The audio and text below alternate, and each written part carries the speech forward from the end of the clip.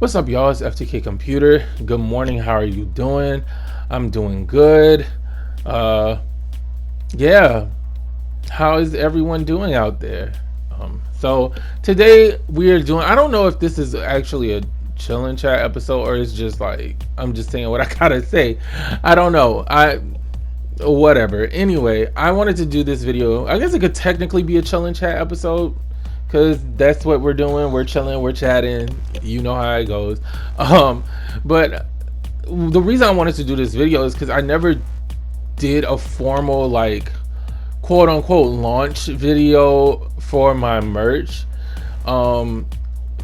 Usually what people do, usually what YouTubers do is they pay a designer to create a full like catalog of stuff they want and then launch it.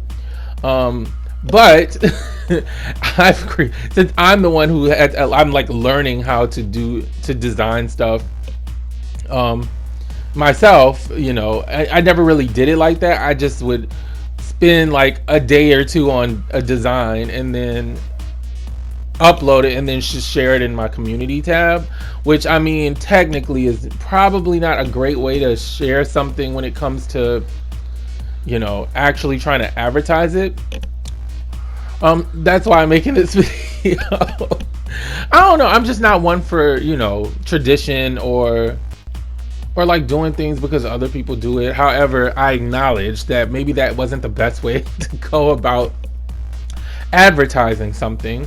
So I just wanted to do a video talking about like why I started a T-string.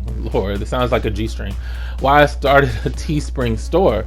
So just a little backstory. So when I was in, y'all know I was in school for music. I was a violinist. I still am a violinist, you know what I mean. But I was in school for music media. I wanted to be a producer. Anyway, I had this since I was maybe in middle school.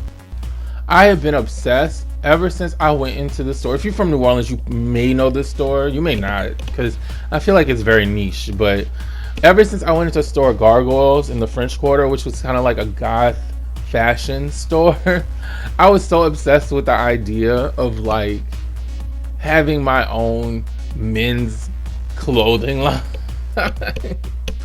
Y'all don't understand. Back then I just was like, oh, I want to have my own clothing line. Like this will be so cool, and I'll like be rich, and I'll be the next Tom Ford. I don't know why. I don't know why going to this goth store made me think that, but I just thought everything was so cool. But I really didn't. It was expensive. I had no money to buy stuff like that, and really at the time, even now, that's still really not how I dress. But I just remember thinking that like, oh, I want to have my own clothing line. Well, my first semester in college, I was like, well, let's see what major, like, let's see what classes people take if they want to do fashion. And there was like a fashion minor, and the first class you had to take was textiles. And when I tell you, I dropped that class in like the first day. No, I might have went twice or three times. I went a few times and I was like, oh, absolutely not, because it was like learning about different materials and like how to identify the materials and where they came from. And I was like, oh no, I can't. I'm sorry, this is just not what I thought it was gonna be. I thought I was gonna be using my creativity to draw and like design things, but I wasn't ready to start at the ground level. So I dropped it. And it's just always been like one of those things that it's like, oh, it was a passion, but I don't know how I could ever approach it. And so once YouTube started to try to get YouTubers to like do other things, including merch with their little partnership with Teespring, because YouTubers were complaining that they're not making any money because we aren't. I was thinking like, how could I do this? Because I didn't have, like I don't have somebody I can pay to be like, hey, will you create this merch for me? I also can't afford to do that. Just like I can't afford to pay, like, a lot of YouTubers have editors. Like I can't afford to pay somebody to edit my videos either.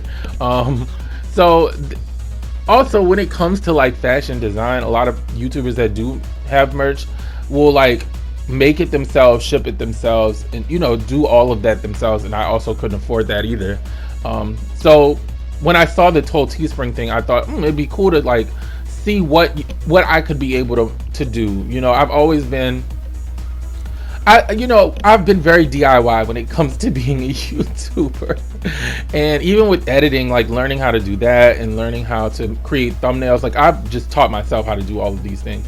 So I was like, man, if I could teach myself how to do that, I can teach myself how to create a shirt on Teespring. And so going back maybe a year ago, when I first talked about like the idea of having merch and saying that I would not create merch or sell merch that I would not wear myself, it took me a few days. Like a lot of these designs that I'll release have been like days in the making, just because the way you use the template, it's like you have to do like patterns and stuff.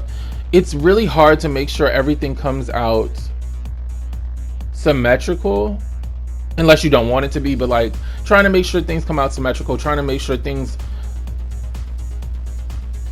come out the right size, because the scaling is very strange.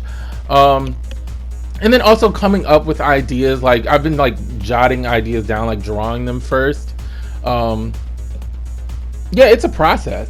You know, it's a process when you're doing it yourself. But as I said, I was like, I'm not going to do nothing that I wouldn't personally wear myself. So trying to hold myself to that standard has been challenging, but it's been fun, because I realized even without Teespring or YouTube, I probably would never have the opportunity to do something like this. You know what I mean?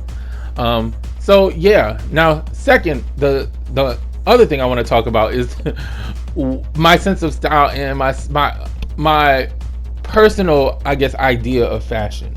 So most of you that have been on this channel for years, because some of y'all have been here for a long time, Lord, we've been here for a while, you guys know that I personally, almost everything I do is inspired by horror movies and horror in general. I'm a huge horror fan. I literally watch every single horror movie ever. Halloween is my favorite time of year. It's a big deal for me. It's a big deal. And anyone who knows me in real life knows this, that I'm a huge Halloween fan, and Halloween, the holiday, not just the movie. But yeah, a lot of that just inspires my sense of style and my sense of fashion. However, at the same time, some people, it's funny because people have seen like either my designs or have seen thumbnails and things that I've done in the past. People will ask like, are you a Satanist? No, I am not a Satanist. And also people have asked me, am I a goth? And this is the thing, I feel like I'm goth-ish, but based on how I dress, no, I don't think that anyone would look at me and be like, oh, he's a goth. I don't think they ever have. It's been an interesting thing, because I've talked about this to one of my good friends, who also, we kind of toed that line, like maybe in our interests, maybe in the things that we aesthetically like, I guess we could be considered gothy, or the word she uses, darkly inclined. I think that works better. But as far as like my fashions, like someday maybe I'll dress in all, dress all black, or wear something horror-ish. Like I have a lot of horror t-shirts, which also inspired my my own design. But other days, like I dress like I have shit from like Ralph Lauren and Vineyard Vines. Like I'll dress like hella preppy. Other days I'll dress like a fuck boy with like some with like a graphic tee or some, for me, I feel like fashion is more, one of the things that I hate, and one of the things that I dislike about Instagram and how it has changed like the landscape of creativity, is I feel like everyone's kind of moving towards this like global sense of fashion, as opposed to having, I guess, as opposed to being rewarded for your own creativity. Now it's kind of like you're rewarded for dressing and looking like the collective. Does that make sense? It's like some person like the Kardashians or like Justin Bieber or some famous person does something, switches the style up a little bit, then here comes everyone. It's like a flood. Like, we're in a very trendy culture right now where like everything is based on trends. Everything that people like is based on trends. And it's like, I remember, growing up back when I first got interested, I guess, in design when it came to clothes, even going from where I lived to another state or another, like, people dress so differently. And it was interesting to see like what styles and what trends were in different cities, in different areas. Whereas now it's like you can go almost anywhere and everyone has the same kind of style. The fuckboy style. not saying that's, I mean, I dress like that sometimes, but I mean, I feel like that creativity has gone and has kind of gotten lost. Even when I was looking up other YouTubers merch, a lot of it is just very uninspired, let me say. I mean, most YouTubers pay people to create their merch, which is, I mean, if you got that kind of money, go for it. I mean, that's the whole point of it. So I think one of the things that people may have noticed is that my YouTube merch is not really merch. I didn't want to just make things with my name on it so that people would buy it because they want to just have my name on something. I wanted to create clothes that were inspired by my own personal experience, my own sense of style, and things that I just naturally like, so you'll notice that a lot of my designs are inspired by horror. A lot of my designs are also inspired by the side of me that enjoys to dress like a prep. I really enjoy horizontal stripes. I really enjoy patterns. I've always really liked patterns. I've always really liked stripes. And I mean, typically those two things don't match, right? Horror, like goth fashion, and then like prep fashion. But I mean, I think it's been interesting being able to create kind of like a mixture of the two things. Also with designs inspired from styles that I remember in New Orleans growing up. So like a lot of referee looking things, baseball looking t-shirts. Back in the days, people used to wear a lot of graphic tees with like tube socks and stuff. So a lot of those styles are like kind of implanted in my mind, and so this is just my personal interpretation of them. So New Orleans goth urban fashion. That's the best I can label it. So that's why a lot of people are confused, like, this doesn't seem like merch. Like merch would usually be just like a really small most, like, okay, for instance, I don't remember who it was, but I remember the merch was like the YouTuber's name written in like calligraphy really small up on the left, like where the left pocket would be on the shirt, and they had like a rose, like, I mean, fine, like, I guess I would wear that if like I wouldn't go out of my way to buy a shirt like that, but I would wear it. I mean, it's nothing. I think the interesting thing about t-shirts, and the thing that I like about t-shirts in general, is that no matter how crazy a t-shirt looks, at the end of the day, it's still a t-shirt, and it's like it lets you kind of explore your own sense of style without having to like really commit to it. Because at the end of the day, it's still a t-shirt. It's still a t-shirt. You can wear it at the house, you can wear it to sleep, you can wear it to the grocery store, you can wear it to the club, you can do so many things with it. And I think that was like the first way that I was able to kind of explore my quote unquote goth side, is by wearing horror t-shirts and wearing quote unquote creepy shirts. So fast forward to today, and now you have my own designs, which are very much gothy, preppy, streetwear. That's how I see it. Yeah, and I'm proud of it. You know, I've definitely wanted to do something that was inspired by my own personal sense of fashion, not just do, you know, not just copy some other YouTubers merch, you know, that sells well. So thank you so much for everyone who has bought merch from me so far. It has really helped me out. Unfortunately, the way Teespring works is like you only get, like, the designer only gets a small, like a pretty small cut of the actual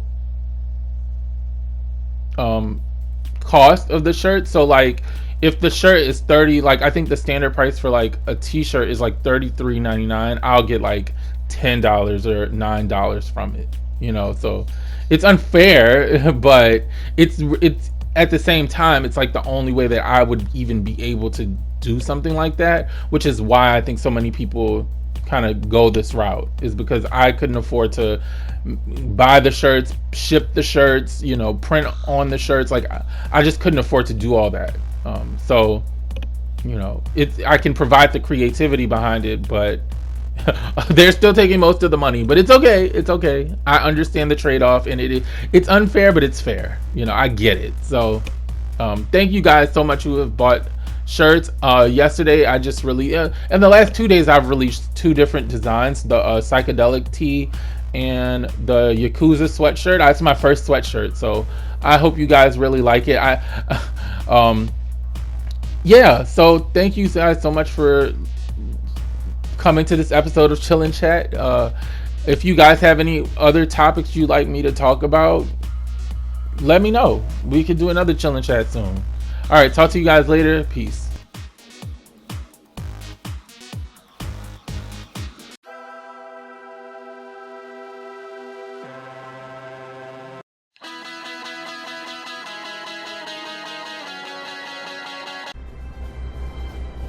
They call us Terra Save. Oh. Because tear doesn't have to end with a wrist. Is that their tagline? It's horrible. Jesus Christ. All right. All right. Oh my God, hurry up.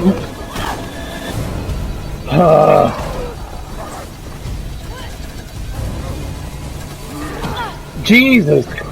Excuse me. Oh my God. Jesus Christ. Oh, please don't let there be another big thing in here.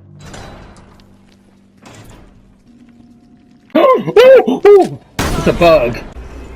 Oh, they're naked and they're running. Okay, wait. Come on, come on. He's over there.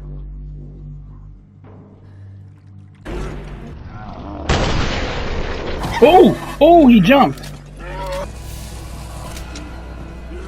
Are you fucking serious? This is a closet. Is that a person? Jesus Christ. Oh my God, come on. Oh, he looks nasty. Oh. Did you hear that? Oh, she did. Look, there's blood. Too late. Let's leave her. Come on. Oh, there's a big... Oh my God, there's a big guy. Let's go. Come on. Oh my God. Oh, he's huge. Jesus. Oh my God. Cut him. Come on. Oh my God. Oh my God.